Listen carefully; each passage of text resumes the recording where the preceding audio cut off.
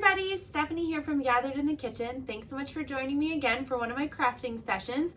We are on day 6 of our 12 days of DIY fall crafts.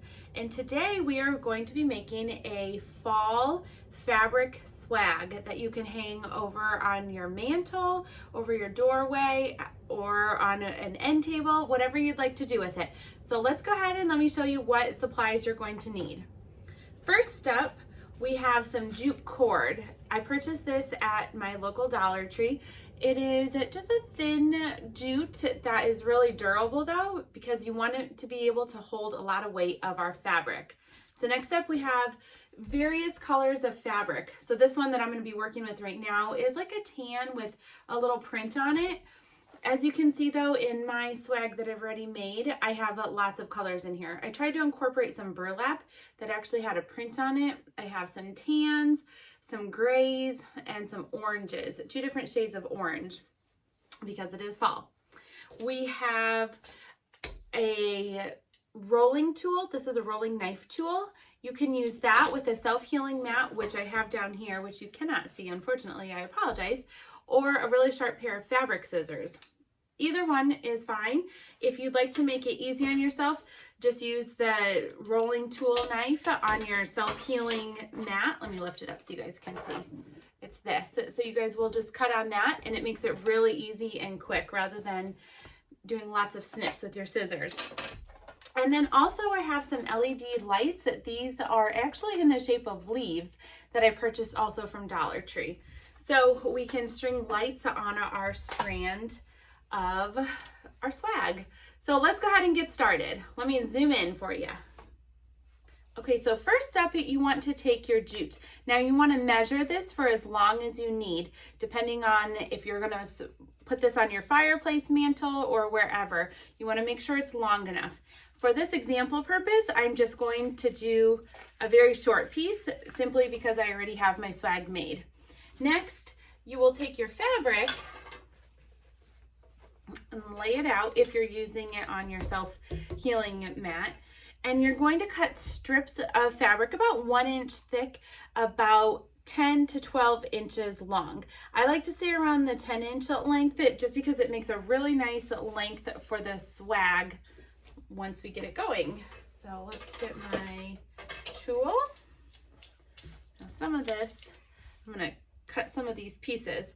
So some of these, I'm just using some scrap fabric here, and I'm gonna make the most of it.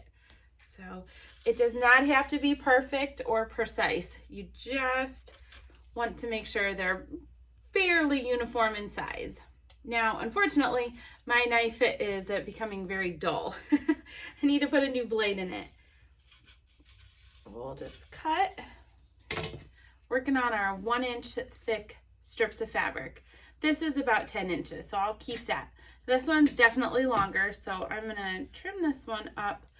If you're using one of these mats, you can measure too. If you really like to measure, it's not that important to me, but there's 10 inches if I did it that way. So once I get a bunch of these cut, I will take my jute rope again, and all I'm going to do is simply tie a knot.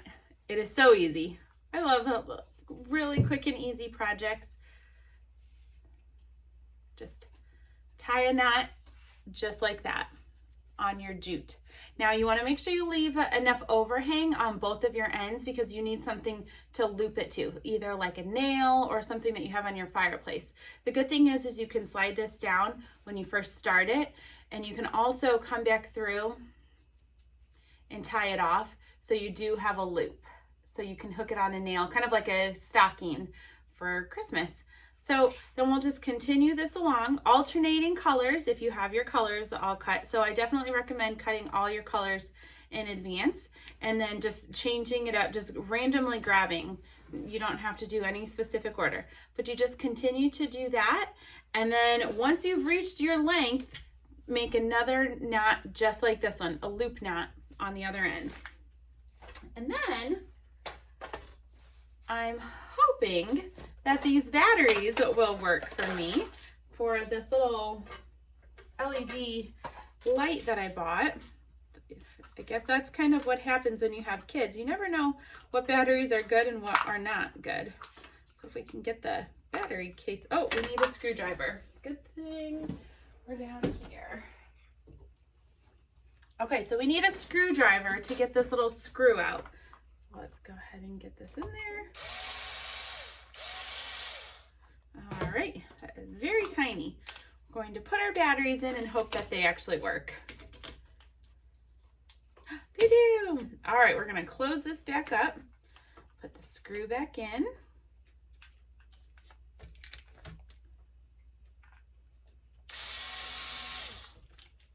Set this aside. There we go. Got it. All right. Now we'll just wrap this in our swag, kind of twist it around. I like the ones that are battery operated because you don't have to have a switch. It just makes things so much easier because there's not always a plug nearby wherever you're decorating. Oh. All right, I'm gonna slide that down. Let's go put this up on my mantle. All right, everybody, I'm up in my living room and I'm going to add our fabric swag to my mantle. Now, I already have little nails in my fireplace because I've added them for the holidays when I hang stockings up here for Christmas. So I'm just gonna use those same nails to hang this swag. The one thing I want to do is I want to hide this light pack, the battery pack. I don't want that to show.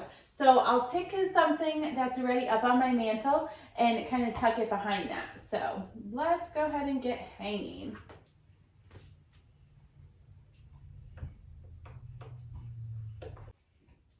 All right, so once you have it hung, you want to make sure that you fluff your little fabric strips. If some are going a different way than what you want them, just go ahead and manipulate them, and also make sure that your cute little lights are showing.